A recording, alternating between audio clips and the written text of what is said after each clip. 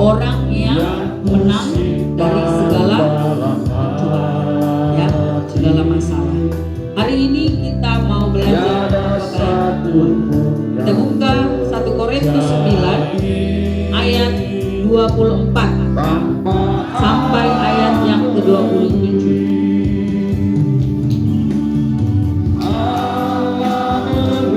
1 Korintus 9 ayat 24 sampai ayat yang ke-27. Kita baca secara bergantian, saya 24. Bapak Ibu yang dikasihi Tuhan boleh membaca ayat yang ke-25 dan begitu kita bergantian. Sudah dapat semuanya, amin? Tidak tahukah kamu bahwa dalam gelanggang pertandingan semua peserta turut berlari, tetapi bahwa hanya satu orang saja yang mendapat hadiah? Karena itu larilah begitu rupa sehingga kamu memperolehnya. Tiap-tiap orang yang turut mengambil bagian dalam pertandingan menguasai dirinya dalam segala hal. Mereka berbuat demikian untuk memperoleh suatu mahkota yang fana, tetapi kita memperoleh suatu mahkota yang abadi. Sebab itu aku tidak berlari tanpa tujuan, dan aku bukan petinju yang sembarangan saja memukul. Tetapi aku melatih tubuhku dan menguasainya seluruhnya, supaya sesudah memberitakan Injil kepada orang lain, jangan aku sendiri tolak. Amin. Mahkota yang kedua dikatakan di sini adalah mahkota abadi. Mahkota yang abadi. Saudara yang kekasih, apa yang harus kita lakukan untuk kita dapat mendapatkan mahkota abadi yang daripada Tuhan? Orang-orang yang sudah diselamatkan oleh Tuhan. Di ayat yang 24 dikatakan, tidak tahukah kamu bahwa dalam gelanggang pertandingan semua peserta turut berlari, tetapi bahwa hanya satu orang saja yang mendapat hadiah? Karena itu larilah begitu rupa sehingga kamu memperolehnya. Paulus mengumpamakan dalam kehidupan ini kita sedang bertanding untuk memperoleh mahkota itu. Semua kita ini sedang bertanding, seorang pelari yang sedang bertanding. Dia mengumpamakan kita berada di dalam gelanggang olahraga. Dia mengumpamakan bertanding lari, bertanding tinju, ya kan? Dia katakan yang mendapat mahkota itu adalah hanya satu. Lalu Paulus mengatakan berlarilah dengan sedemikian rupa. Jadi yang pertama yang harus dilakukan oleh kita, orang-orang yang sudah diselamatkan oleh Tuhan, supaya kita memperoleh mahkota abadi tersebut, kita harus berusaha dengan semaksimal mungkin. Pernah menonton perlombaan lari ya? Adakah yang berlari itu, yang sedang berlomba itu bersantai-santai larinya? Atau seperti orang berjoget-joget di jalan itu? Enggak ya? Dia mengerahkan tenaganya untuk berlari kan? Mengerahkan seluruh daya upayanya untuk berlari, supaya dia sampai duluan pertama sekali di garis finish. Dia tidak memperdulikan orang di kanan kirinya. Banyak sorakan di kanan kiri. Yo, lari, lari, lari, katanya. Tapi dia tidak memperdulikan kebisingan-kebisingan yang mengganggu konsentrasinya. Dia fokus dengan berlari. Jadi yang pertama yang harus kita lakukan untuk kita mendapat upah mahkota abadi adalah fokus dan berusaha semaksimal mungkin. Apa yang sedang Tuhan kerjakan dalam hidup kita, kerjakanlah dengan maksimal. Bapak Ibu sedang ditempa di sini, berlari dengan maksimal supaya kita sampai kepada tujuan kita. Berusaha dengan maksimal. Berdoa dengan sungguh-sungguh. Saya baru mendengar satu kesaksian seorang hamba Tuhan. yang sudah diberkati. Tapi dia dulu juga merintis dari awal. Kesaksiannya itu waktu dia pertama-tama melayani Tuhan, dia harus jualan sayur pagi-pagi. Hamba Tuhan jualan sayur pagi di Sabtu jam 2 pagi. Dia kutip sayur-sayur dari orang, dia jual. Hamba Tuhan loh. Sekarang dia bisa melayani kemana-mana. Bukan satu yang instan, tapi ada sesuatu yang maksimal yang dia kerjakan. Mereka bergumul, berdoa bersama setiap hari, setiap pagi, melayani kemana-mana. Dia nggak minta-minta sama orang supaya dibantu pelayanannya, enggak. Dia kerjakan dengan maksimal. Sama seperti Paulus. Paulus juga melayani nggak minta-minta dia. Dia bekerja sebagai tukang kemah. Kalau kita baca aku bekerja sebagai tukang kemah. Tahu tukang kemah? Kalau dulu kan orang Israel kalau rumahnya seperti kemah. Kalau sekarang mungkin sebagai tukang bangunan. Melayani sambil sebagai tukang bangunan. Berusaha semaksimal mungkin. Apa yang ingin dia raih? Pelayanan dengan Tuhan, membawa jiwa-jiwa, memberitakan Injil. Apa yang sedang kita tuju dalam hidup kita?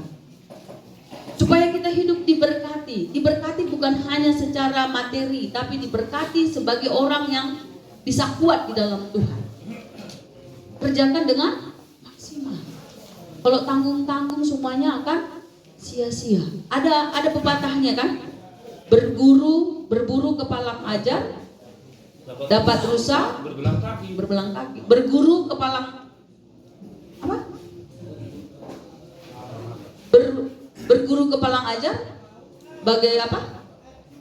Dapat rusa berbelang kaki.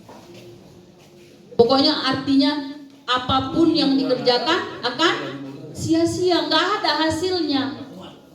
Tidak ada hasilnya.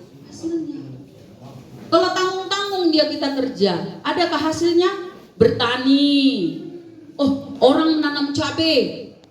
Harga mahal. Kita ikut menanam cabai katanya. Dibeli bibit, diapain? Udah ditanamnya, tapi nggak disiangi, nggak dipupuk. Ada hasilnya? Ya. Oh, jagung. Enak kali orang itu menanam jagungnya. Gampang nanam jagung, Imna. Sekarang kan musim gampang nanam jagung. Ada orang yang ikut-ikutan. Oh ya, tanami. Dia nggak tahu orang yang maksimal menanam jagung itu sampai jagungnya bagus disiram. Musim kemarau terpaksa bawa untuk mengairi jagungnya, menyiangi jagungnya. Kalau si pemalas yang santai-santai, kan gampang. Ilo pernah lagi murah do marus buat jagung ini. Disuat songoni, disemprot, saya. Sedia dapat mau tidak katanya 1 rantai. Aduh, dapatku cuma 2 kilo katanya. Orang kerjanya tidak maksimal. Kerjakan dengan maksimal segala sesuatu. Semua orang yang sukses, semua orang yang berhasil itu melakukannya dengan maksimal, nggak tanggung-tanggung.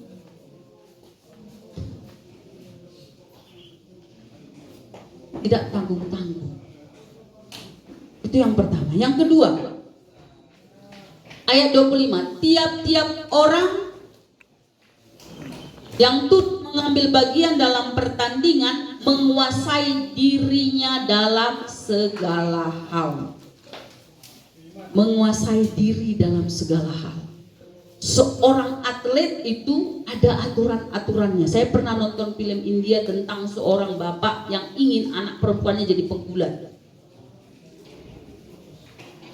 Makannya diatur, tidurnya diatur, olahraganya diatur, menguasai diri, menguasai dirinya. Mungkin dia ingin makan yang enak-enak, harus dibilang enggak, harus sayur, enggak boleh makan daging. Supaya badanmu bisa berbentuk. Makan yang manis-manis gak boleh.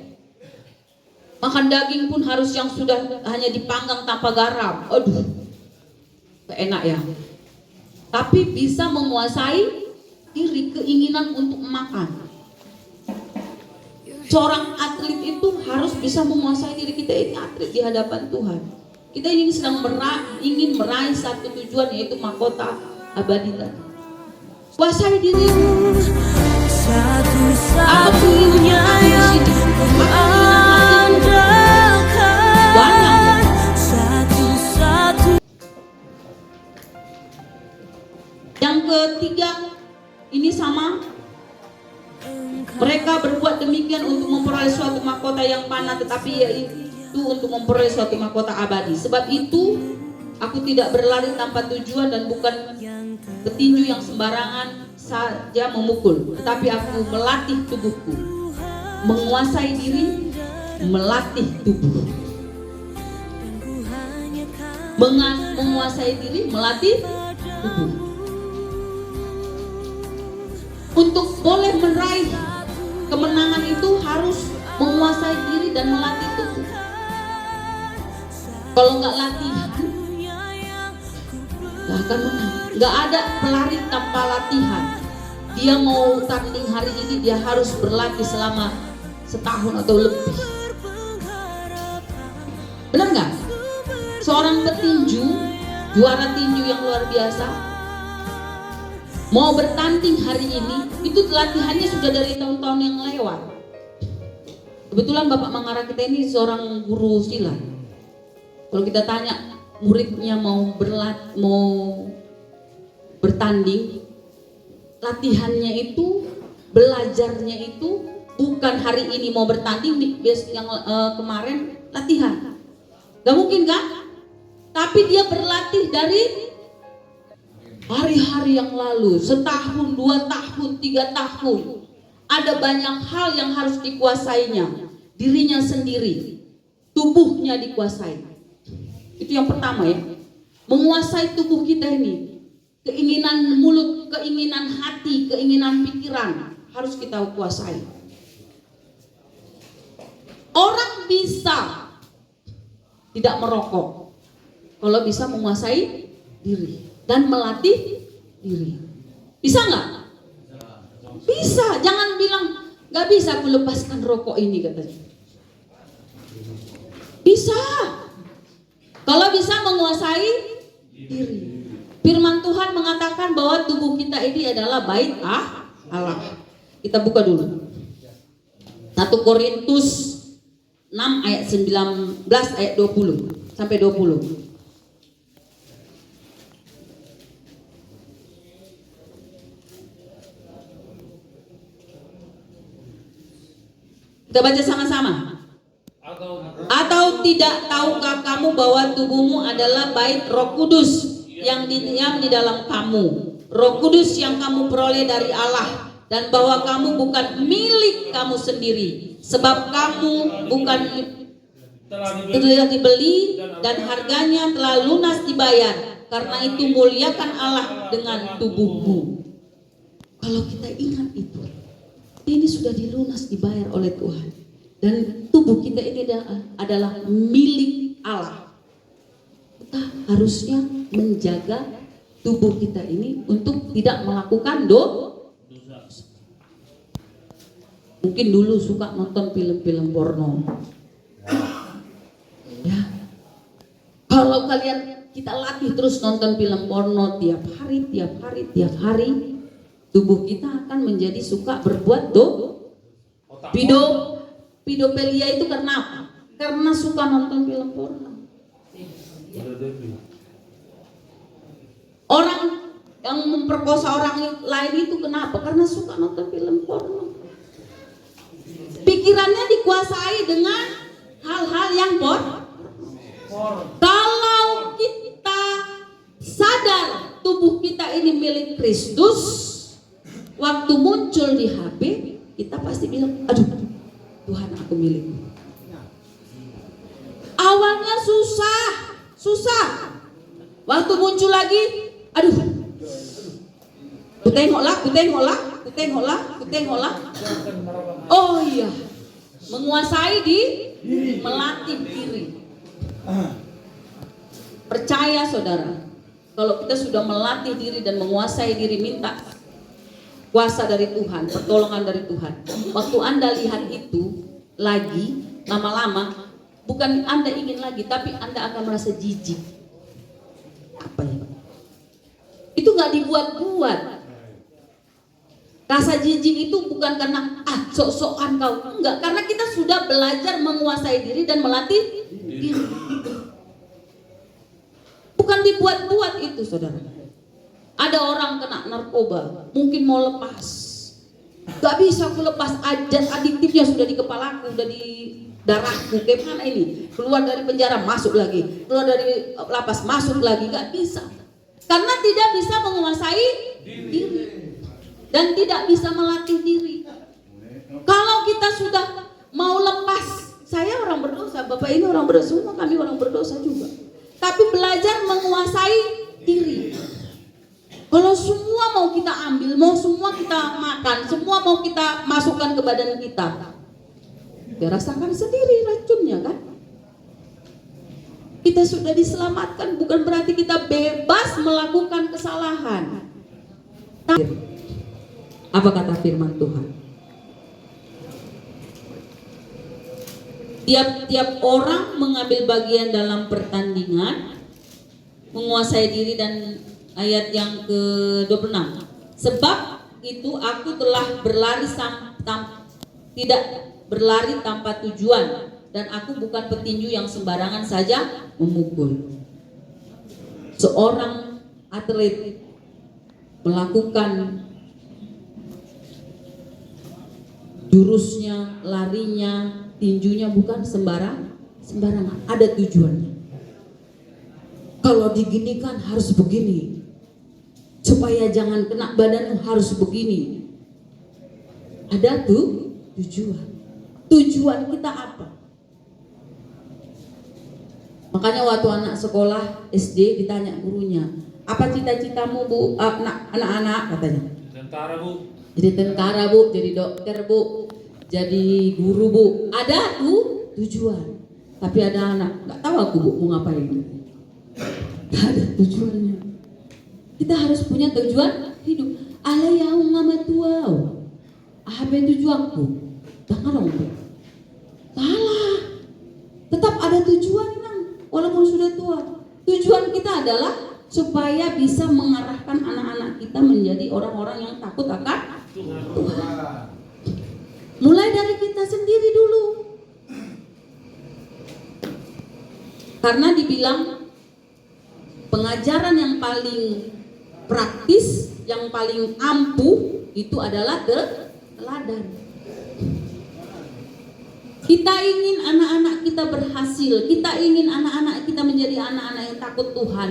Kita ingin anak-anak kita menjadi anak yang taat kepada Tuhan. Kita ingin anak-anak kita menjadi orang yang diberkati. Mulai dari diri kita sendiri. Kita ingin anak kita nggak pemarah. Kita sendiri juga harus menahan amarah. Unang disuruh anakmu sabar, unang pukuli dongamu, unang paremo siho. Terus mau dipanggil ke sekolah, lah dipukuli ho dongamu sampai mermudarin. Nah, tengok dulu bapaknya sama mamanya gimana. Emosi juga kurasa kan. Makanya dia tiru apa yang dilihatnya. Tujuan kita ada. Tujuan kita berumah tangga supaya keluarga kita itu diberkati oleh Tuhan. Tujuan kita punya anak bukan hanya untuk dilahirkan belojor gitu aja. Lalu udahlah anakku ada banyak. Tujuannya apa? Supaya anak-anak kita menjadi anak-anak yang berhasil diberkati Tuhan. Dan Tuhan memilih bangsa Israel yang sampai hari ini tetap perang untuk apa? Orang Israel itu orang baik? Enggak. Israel itu keturunan Yakub. Yakub itu siapa? Penipu.